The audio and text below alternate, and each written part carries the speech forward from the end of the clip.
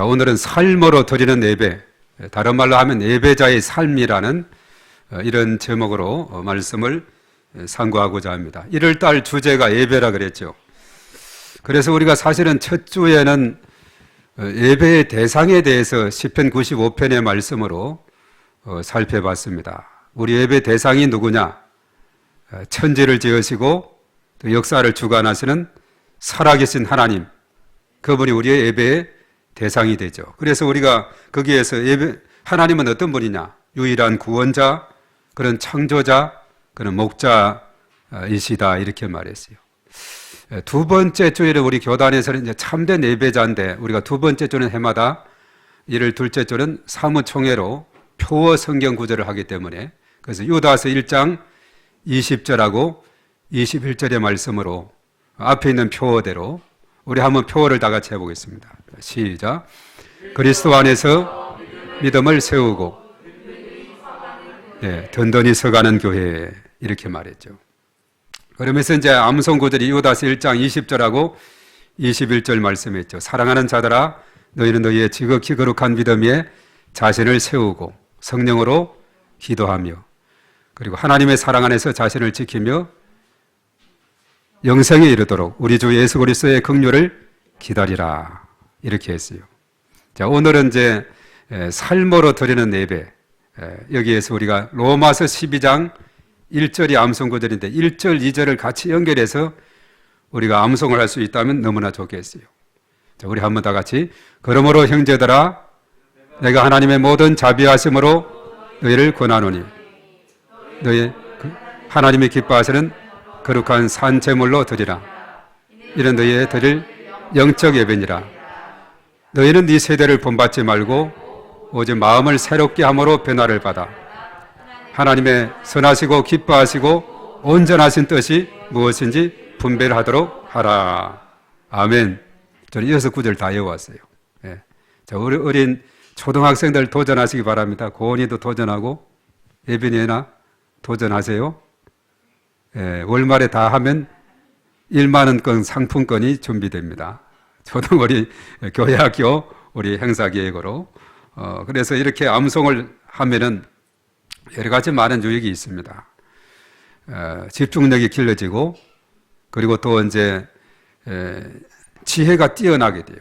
학교 공부도 잘하게 돼요. 지혜의 문이 확 열려가지고 공부도 잘하게 되고, 성적도 높아져서 또 장학금도, 학교에서도 장학금을 또 받게 되고, 그리고 이제 사실은 그 말씀을 암송하게 되면 우리가 여러 가지 사용하는데 참 도움이 되고, 우리 성경 말씀은 어려서나 백발이 돼서나 변함이 없어요. 다만 이제 개혁이다, 개혁 개정이다 해서 약간 이렇게 번역상의 어구가 다를 따르면 내용은 똑같은 내용이거든요. 그래서 한번 외워놓으면 백발이 되도록까지 그 말씀이 나에게 살아있는 생명의 말씀으로, 주의 말씀은 내 발의 등이요 내 길의 빛이니이다, 내 인생을 인도해 주는 좋은 가이드가 될 줄로 믿습니다.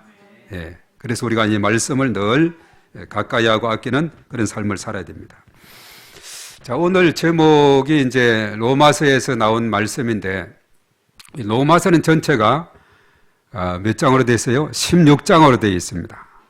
그런데 이제 바울 서신의 특징이 보면 전반부는 교리편, 후반부는 실천편으로 되어 있어요. 그 로마서 같은 경우는 1장에서 8장까지는 교리편입니다.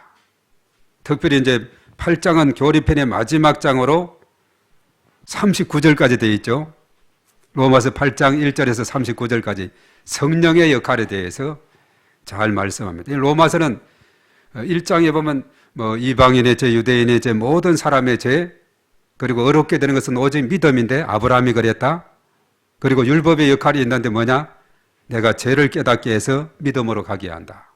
예수님을 믿음으로 우리가 구원을 받게 되고, 성령께서 내 마음속에 내주하게 되고 성령의 인도를 받게 된다. 그래서 로마서 8장은 성령장이라고 할 수가 있어요. 그래서 로마서 8장은 제자훈련에서, 국제제자훈련의 제자훈련에서 반드시 전체 통째로 한 장을 외우는 그런 장이 바로 로마서 8장입니다. 제가 전에 외웠었는데 한동안 또 안 하니까 좀 일부러 까먹었는데 또 조금 숙지하면은 또 완전히 다 외우게 돼요. 그래서 우리가 암송한 것은 암송했다 하고 그냥 완전히 덮어두지 말고 한 일주일 있다가 한 달쯤 있다가 한 번씩 이렇게 자꾸 반복을 해주면 그것이 일평생에 그것이 우리 머릿속에 남게 됩니다. 우리가 전에 한창 암송했던 우리 아이들 이제 청소년 청년들이 됐는데 그거 안 해버리고 그냥 두면 다 잊어버려요. 그런데 이제 책대로 다 외우게 되면은 그것도 유익이 있지만 그래도 우리가 중요 요절을 암송하게 되면 그때그때 우리가 잘 사용이 되기 때문에 더 의미가 있다. 이렇게 보게 되는 거죠. 그래서 우리가 로마서는 8장까지가 교리편이고 9장, 10장, 11장은 섭리편이다. 이렇게 이제 중간에 그 삽입이 되어 있는데 이것은 뭐냐면 이스라엘의 구원에 대한 겁니다. 9장에서는 하나님께서 이스라엘 백성들을 택했는데 그들이 말씀을 거부하는 겁니다. 그래서 바울이 그랬죠. 내가 이방인에게로 향하노라 해서 이방인의 사도가 됐죠. 그렇지만 로마서 11장이면 언젠가 택한 유대 백성들이 다 하나님께로 돌아오게 될 것이라는, 회복될 것이라는 그런 섭리가 거기에 담겨 있어요. 그래서 9, 10, 11장은 이스라엘의 구원과 회복에 대한 것이고, 그리고 이제 12장에서 마지막 16장까지가 실천편입니다. 바울 서신을 보면 앞에는 교리, 뒤에는 실천. 로마서가 대표적으로 또 그렇게 되어 있다고 보죠. 자, 그래서 이제 로마서가 이제 주제는 뭐냐? 이신칭이 믿음으로 말미암아 의롭다함을 받는다. 이것입니다. 오직 의인은 믿음으로 말미암아 산다. 하박국 2장 4절의 말씀, 구약의 말씀 인용했죠. 자, 그렇다면 오늘 12장은 실천편에 가장 처음 나오는 부분으로 믿음 안에 살아가는 성도가 이 땅에서 지켜야 할 삶의 자세에 대해서 잘 권면하고 있는 것이 바로 오늘 12장이라고 보면 됩니다. 그래서 바울은 로마 교회 성도들에게 예배자의 삶으로 드리는 예배에 대해서 말씀해 주고 있습니다. 자, 예배자는 교회 안에서만 예배 드림으로 의무 완수 이상 끝이 아니라 교회 밖에 나가서 세상에서 어떻게 살아야 하는지 그것을 잘 깨우쳐 주고 있어요. 예배자는 교회 안에서 주여 주여 하고 교회 밖에만 나가면 나여 이렇게 할 것이 아니라 여전히 교회 안에서 예배자가 밖에 나가서도 예배자의 삶으로 살아야 된다. 자, 이것을 강조하는 그런 책이 바로 오늘 로마서 12장이 되고 있어요. 그래서 오늘 바울은 중요한 것을 우리에게 깨우쳐 주는데 그것이 뭐냐? 생활 예배다, 삶으로 드리는 예배다, 예배의 삶이다, 예배자의 삶이다. 이것을 우리에게 깨우쳐 주고 있습니다. 자, 우리가 이제 오늘날 사실 이 전도를 하고 있지 않습니까? 우리가 사실 이 코로나 기간 동안 한 3년 동안 이 전도를 하지 않아서 전도 헌금이 좀 많이 쌓였어요. 우리가 이제 교회 회계를 말하면 특별 회계와 이제 일반 회계로 나누지 않습니까? 금년도 우리가 이제 특별 회계 쪽에서 뭐 한 5천만 원 가까이 잔액이 주어졌는데 그것이 많이 남았다. 이렇게 우리가 생각할 수도 있지만은 일반 회계에서는 거의 뭐 약간 부족할 정도로 이렇게 바등바등 채워진 것이 지난해 회계고, 특별 회계는 뭐냐면 건축 헌금으로 해서 한 1,500만 원 정도. 지난번에 교회 차를 파는 것이 뭐 이렇게 모아서 500만 원 가까이. 그리고 그 중에 이 전도 헌금이라는 것이 코로나 3년 동안에 전도 활동도 안 하고 한 300만 원 정도가 모여지게 돼 있어요. 그것도 거기에 포함이 돼 있고, 그리고 이제 특별 헌금을 해가 이래 해서 돼 있는 부분이거든요. 그래서 이제 점점 여건이 풀리게 되니까 이 전도를 우리가 잘 생각을 구상을 해서 그 전도 헌금을 잘 활용하는 그런 기회가 이제 찾아오게 되었습니다. 2023년은 우리가 전도에 대해서 잘 우리가 생각하고 선물도 준비하고 어떻게 해서라도 한 영혼이라도 교회로 모시고 올 수 있도록 우리가 기도하고 이렇게 해야 되겠다는 것입니다. 그래서 우리가 앞으로 또 저 뒤에도 두겠습니다만은 오이코스 명단을 적으시기 바랍니다. 교회 학교 같은 경우는 제가 이야기했어요. 한 사람당 10,000원 정도 상품권을 줘서 그 오이코스를 전도 대상자를 찾아가서 선물도 주거나 또 떡볶이를 사주거나 이렇게 하도록 하라 그랬죠. 그래서 전도법에서 다양한 전도 방법이 있는데 최근에 와서는 생활 전도라 해서 바로 관계, 나와 연관이 있는 그게 바로 오이코스거든요. 오이코스, 나와 관계된 사람들을 가까이 하면서 계속 좋은 관계를 맺고 교회 한번 와봐라, 교회 오라 해가지고 초청하고 이렇게 전도되거든요. 그때 이제 우리가 필요하면은 하여튼 전도하는데 필요하다, 전도 물품이 필요하다 이러면 지원을 해주는 겁니다. 이 전도 헌금은 그런 데 지원을 해서 쓰여지도록 모아둔 것이 우리 한 300만 원 된다 그랬죠. 그래서 그것을 잘 우리가 이렇게 나눠줄 수 있는 그런 계기가 되도록 해야 되겠다는 거죠. 그래서 우리는 절대 믿음의 사람들은 다른 사람의 손가락질을 당하면 우리 따라 교회 안 오겠죠. 언제나 우리는 그리스도의 향기를 바라고 빛과 소금의 사명을 잘 감당해서 야, 저 친구 같으면 내가 그 교회를 따라가도 되겠다. 내가 교회를 다녀도 되겠다. 저분 같으면 내가 따라가도 되겠다. 내가 저분 믿는 하나님을 믿어야 되겠다. 이렇게 정도 돼야 이것이 진정으로 전도의 길이 확 열리는데 이것이 바로 생활 전도, 바로 관계 전도다 하는 그런 깨우침을 주고 있습니다. 자, 그래서 우리가 이 실천 부분에서 우리의 삶은 교회 안에서뿐만 아니라 이제 교회 밖에 나가서도 우리가 그리스도의 향기를 바라고 빛이 되고 소금이 되고 칭찬받고 모범적인 그런 삶을 살아가야 되겠다는 거죠. 자, 그래서 오늘 사도 바울은 로마 교회를 향해서 이제 삶으로 드리는 예배자로 살아가기 위해서 중요한 3가지를 오늘 이 말씀 속에서 깨우쳐주고 있는데 그 말씀을 가지고 함께 은혜를 나누고자 합니다.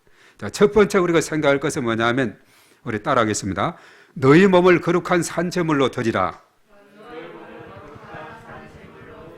너희 몸을 거룩한 산제물로 드리라 이렇게 말씀했어요. 자, 이게 뭔가? 산제물로 드린다. 이것이 바로 영적 예배라고 했는데 제물은 살아있어도 자기 주장을 하지 못합니다. 누구의 의지대로, 주인의 의지대로 움직이게 되고 사용되어져요. 그 산제물로 드리는 것은 뭐냐 하면 하나님께서 마음대로 하시도록 자신을 온전히 하나님께 내어 드리는 것을 말하고 있습니다. 삶의 모든 영역을 내가 하나님께 다 맡깁니다. 이것이 산제물이 되는 거예요. 내 의지라든가 내 고집이라든가 내 생각까지 다 내려놓고 하나님께 몽땅 맡기는 삶, 이것이 산제물 되는 그런 삶이 되는 줄로 믿습니다.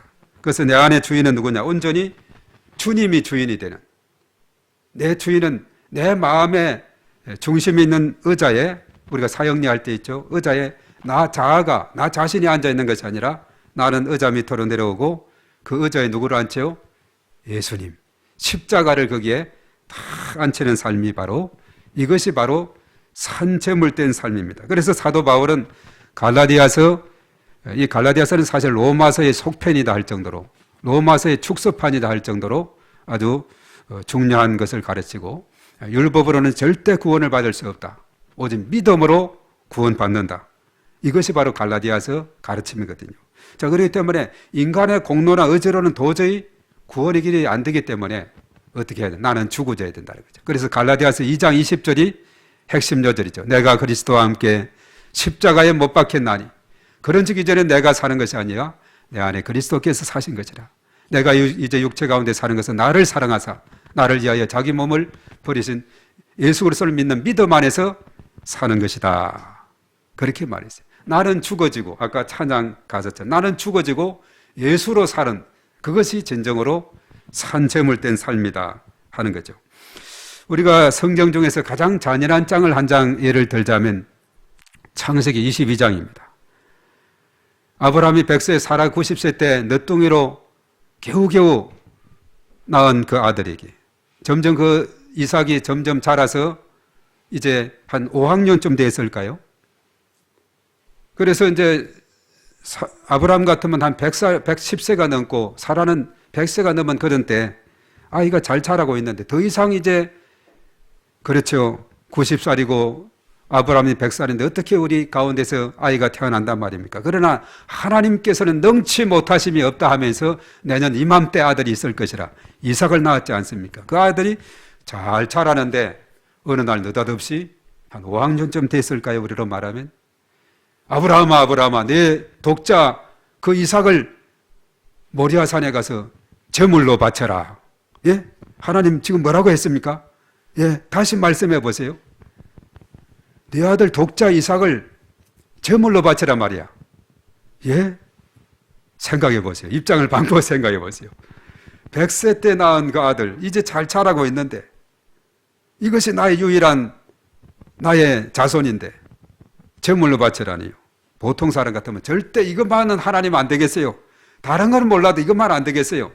그렇게 말하겠죠. 그러나 아브라함은 그렇게 말하지 않고 묵묵히 이제 다 준비해서 이삭에게 장작을 또 치게 하고 또 칼도 준비하고 다 모리아산으로 가는 3일 길을 가게 됐어요.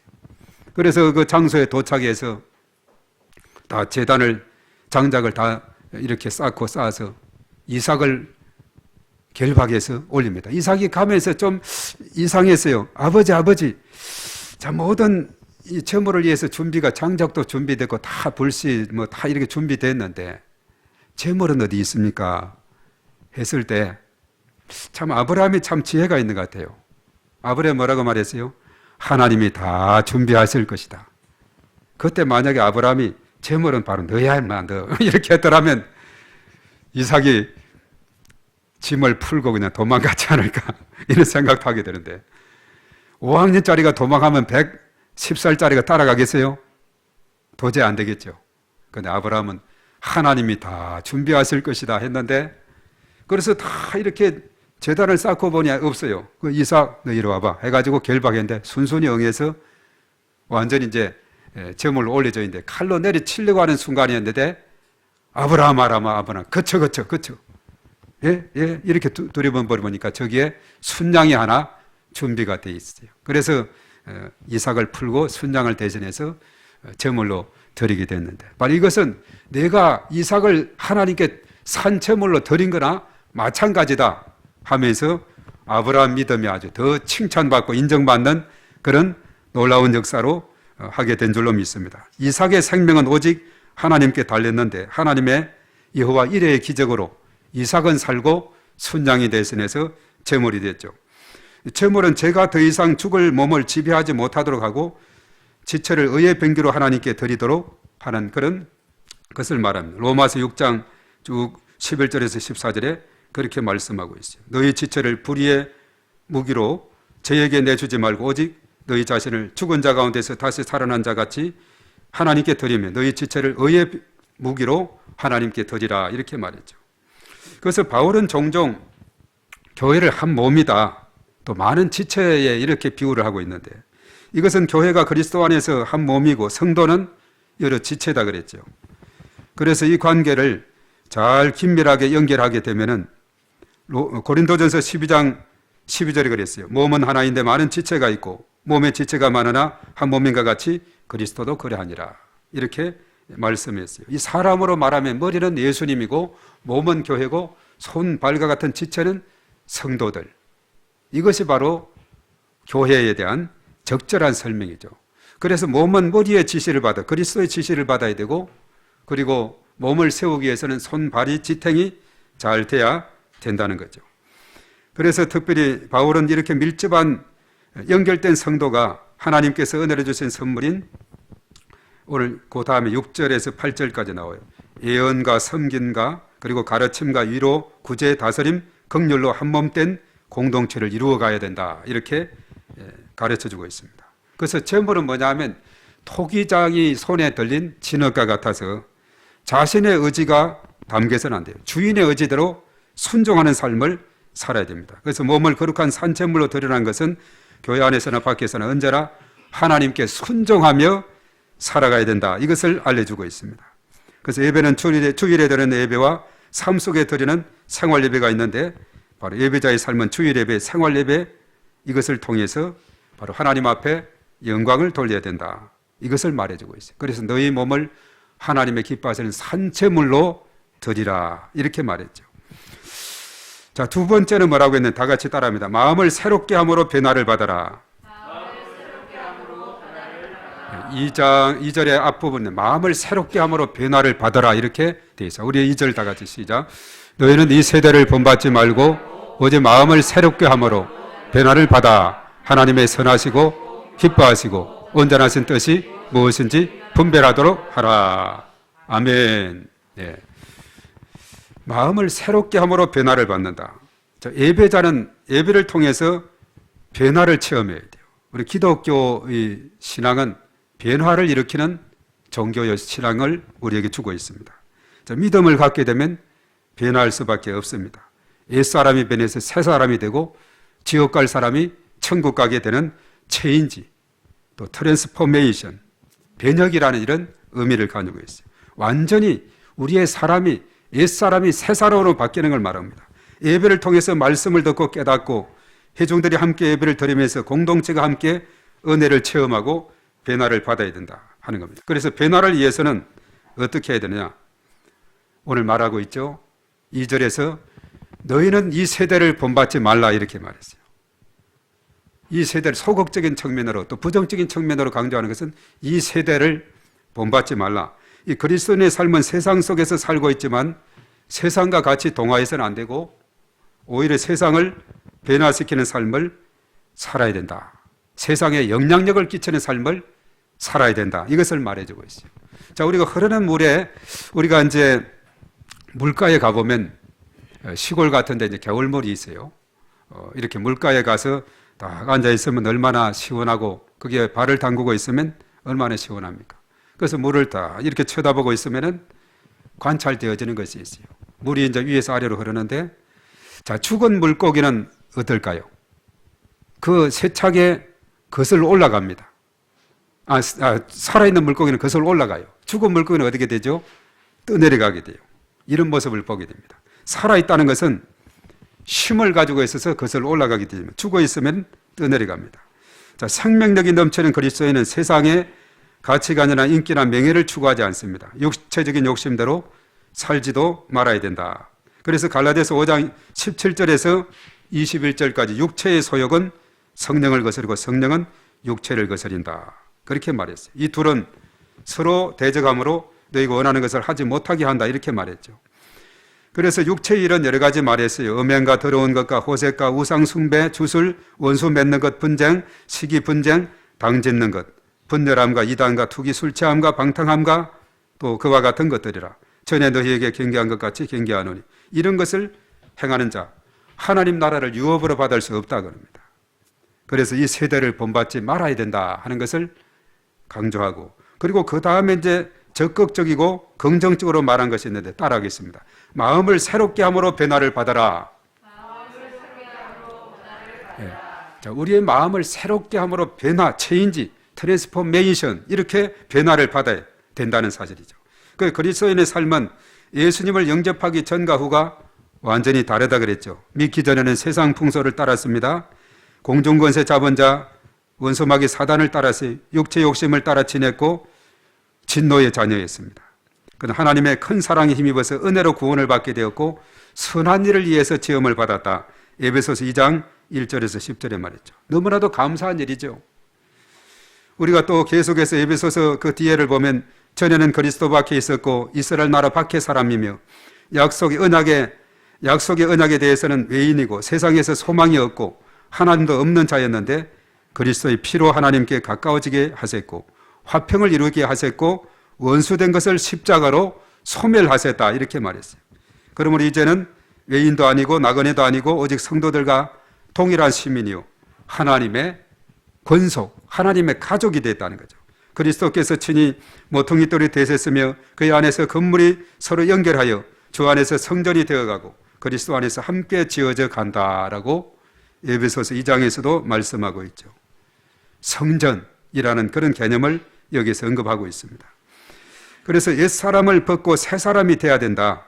에베소서 4장 22절 이하 너희는 유혹의 욕심을 따라 썩어져가는 구습을 따르는 옛사람을 벗어버리고 오직 너희 심령이 새롭게 되어 하나님을 따라 의와 진리의 거룩함으로 지으심을 받은 새 사람을 입으라 이렇게 말했어요. 이사야 43장 18절 이하도 이사야 선지자가 그랬죠. 옛것은 기억하거나 생각하지 말고 새 일을 행하게 될 것이다. 너희는 이전 일을 기억하지 말며 옛날 일을 생각하지 말라. 보라, 내가 새 일을 행할 것이다. 그러면서 광야의 길을 사막에 강을 내게 될 것이다. 이렇게 말씀하고 있어요. 그래서 우리 믿음의 사람 성도들은 마음을 새롭게 함으로 변화를 받아야 된다. 첫 번째는 산채물이 돼야 되고, 두 번째는 마음의 변화를 받아야 된다. 그리고 마지막은 우리 한번 따라하겠습니다. 오늘 2절 하반절이 있는데, 하나님의 기뻐하시는 뜻대로 살아라. 자, 우리 다시 2절 한 번 더 읽습니다. 시작. 너희는 이 세대를 본받지 말고 오직 마음을 새롭게 함으로 변화를 받아 하나님의 선하시고 기뻐하시고 온전하신 뜻이 무엇인지 분별하도록 하라. 네. 하나님의 선하시고 기뻐하시고 온전하신 뜻이 무엇인가를 잘 분별해서 하나님을 기쁘시게 하는 그런 하나님의 뜻대로 살아야 된다. 그렇게 말했습니다. 너희는 이 세대를 본받지 말고 오직 마음을 새롭게 함으로 변화를 받아 하나님의 선하시고 기뻐하시고 온전하신 뜻을 잘 분별해라. 그래서 하나님의 기뻐하시는 뜻을 따라서 살아가라. 이렇게 말합니다. 우리가 성도들이 이 땅에 살아가는 삶의 목적은 어디 있습니까? 하나님께 영광을 돌리는 길인 줄 믿습니다. 이사야 선지자는 43장 21절에 그랬죠. 이 백성은 내가 나를 위하여 지었나니 나를 찬송하게 하려 합니다. 이렇게 말했어요.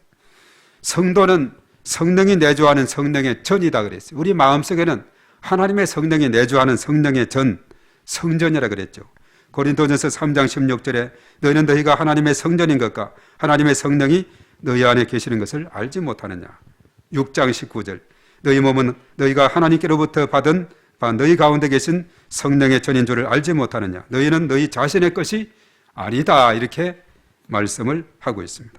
그래서 우리 성도는 성령의 전 그리고 하나님의 소유, 저와 여러분들은 다 진정한 소유 주인은 하나님으로서 하나님께서 소유를 가진 분, 하나님이 나의 주인이라는 거죠.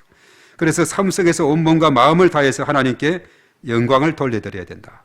그래서 고린도전서 10장 31절에 우리가 먹든지 마시든지 무엇을 하든지 하나님 앞에 영광을 돌려야 된다. 이렇게 말씀했어요. 그래서 성도는 언제나 어떻게 됩니까? 하나님께 영광을 드리기 위해서 하나님께서 원하시고 기뻐하시는 온전한 뜻이 무엇인지 분별해야 하고 삶으로 실천해야 될 줄로 믿습니다. 그래서 데살로니가전서 4장 3절 앞부분에 하나님의 뜻이 무엇인지 잘 소개하고 있는데, 그래서 하나님의 뜻은 이것이니 너희의 거룩함이다. 그렇게 말했어요. 그리고 베드로전서 1장 15에서 16절은 레위기 11장 44절을 인용했는데, 성도는 거룩하신 하나님을 닮아서 삶 속에서 거룩한 행실을 드러내야 된다 그랬어요. 오직 너희를 부르신 거룩한 이처럼 너희도 모든 행실에 거룩한 자가 되라. 기록되어 있으되 내가 거룩하니 너희도 거룩할지어다 하셨느니라. 그런 말씀을 했습니다. 그리고 사실 데살로니가 전서에는 또 하나님의 뜻에 대해서 데살로니가서 5장 16절에서 17, 18절에 나와 있는데 세 가지가 있어요. 항상 기뻐하라, 쉬지 말고 기도하라, 범사에 감사하라. 이것이 그리스도 예수 안에서 너희를 향하신 하나님의 뜻이니라. 이렇게 말했어요. 우리가 항상 기뻐해야 됩니다. 기도해야 됩니다. 감사하는 삶을 새해는 살아야 될 줄로 믿습니다. 그리고 우리 주변 사람들에게 우리의 언어를 통해서 칭찬하고 격려하고 축복하고 이런 삶이 참으로 필요합니다. 이제 결론을 맺습니다. 성도는 성전 안에서뿐만 아니라 삶으로 하나님을 예배하며 하나님께서 주신 거룩한 은사를 사용해서 서로 긴밀하게 영향을 주고받으면서 하나님의 뜻에 따라 교회를 세워나가야 될 줄로 믿습니다. 이것이 한몸된 교회를 함께 섬기는 성도의 자세다는 것을 기억해야 됩니다. 성도는 예배자의 삶을 깊이 되새기면서 주의를 성수하고 모든 예배에 잘 참석하며 설교 말씀을 잘 되새기고 삶 속에서 구체적으로 실천하며 살아야 할 줄로 믿습니다. 예배를 통해서 하나님이 주시는 놀라운 감격, 은혜를 충만히 받는 저와 여러분들 우리 모두가 되시기를 주님의 이름으로 축복합니다. 아멘.